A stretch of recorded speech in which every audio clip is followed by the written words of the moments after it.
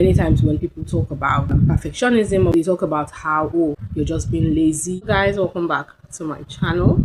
So today I plan to talk a little bit about perfectionism. I would just like to give you my thoughts on perfectionism as it affects us as neurodivergent people.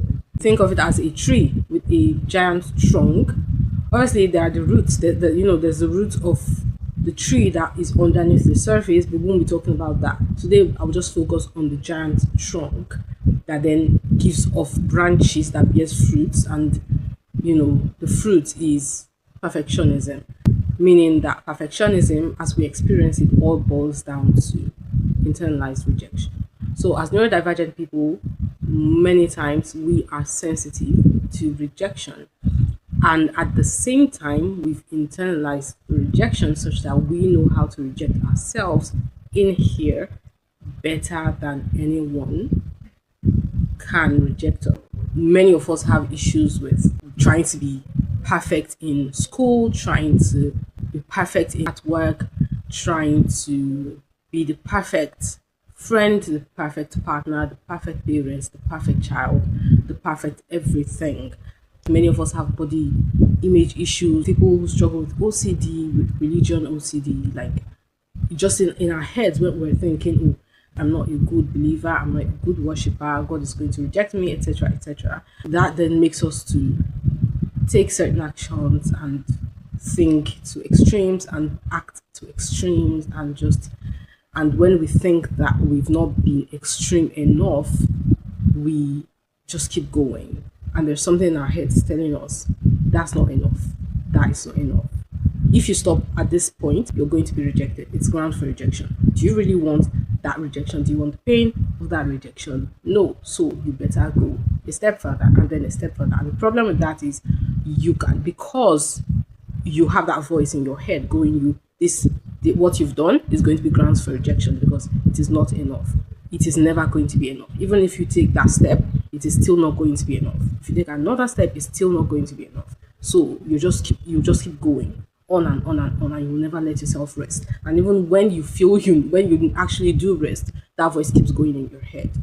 Sometimes it just makes some people not even do anything. You cannot make decisions, you cannot make choices, you cannot take a step to do something you know you need to do to be able to help you achieve a goal or help you, achieve a dream that you have, because there's something in your head going, what you do is not going to be enough, and you are not enough. You are going to be rejected, basically. Just the pain of that, the idea of that is enough to hold certain people back, just as it's enough to keep pushing some people to keep going on and on and on. And the reason why I'm talking about this is because many times when people talk about perfectionism, when we have like coaches or mentors or people in general who just talk about things like this, they talk about how, oh, you're just being lazy, it's preventing you from taking action. It's actually a disguise for your laziness. So you're actually being lazy.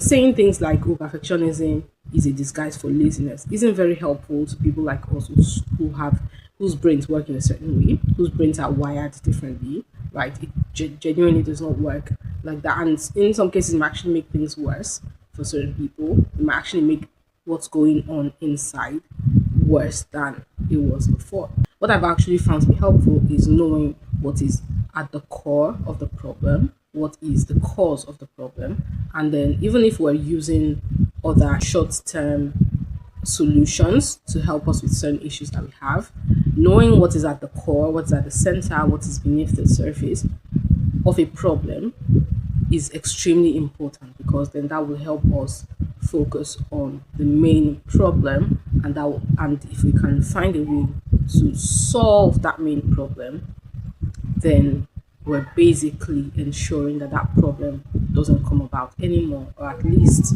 it occurs less frequently, or it occurs at a less intense degree. You are most likely a perfectionist because you reject yourself in here. It's not difficult to understand how a person can want to be a perfectionist in terms of anything. Going to extremes when it comes to working on your body, whether it's in the way you eat or the way you exercise, going to extremes in terms of the way you are as a student, whether you try to do everything perfectly. You ask your that student asking the teacher for extra homework. You're that person reading all the time, and in some cases even doing things that may compromise your health because you want to ensure that you stay awake and read and all of that. You understand what I mean? Or when it comes to work, taking on extra work, taking on this, trying to be the perfect employee, trying to make sure your boss is okay with you, are doing things that you've not been asked, or trying to be that perfect friend or that perfect partner. And many of us become people who are unable to say no, or people pleasers. Again, it all boils down to this internalized rejection. What we need is to work on our self-esteem and work on self-acceptance. Once you work on self-acceptance or you work on self-esteem, that perfectionism, that need to be perfect in certain areas of your life or in every area of your life will lessen gradually to a very low degree. And I'm saying this from personal experience, and what a difference it is from that state of constant self-rejection to the state where you're able to accept yourself and you're able to say, you know what, it's all right. I am fine. I don't need to be perfect in order to be accepted. If we're working on perfectionism and we're not working on our self rejection, we're not working on the internalized rejection we have, and we're not talking about our self esteem, we're not talking about self accept, not doing ourselves much good. Anyway, I'm going to stop here. I hope you've benefited in some way from this video. Let me know your thoughts in the comment section below. Thank you so much for watching, and if you've not subscribed, please make sure you subscribe, and I will see you next time.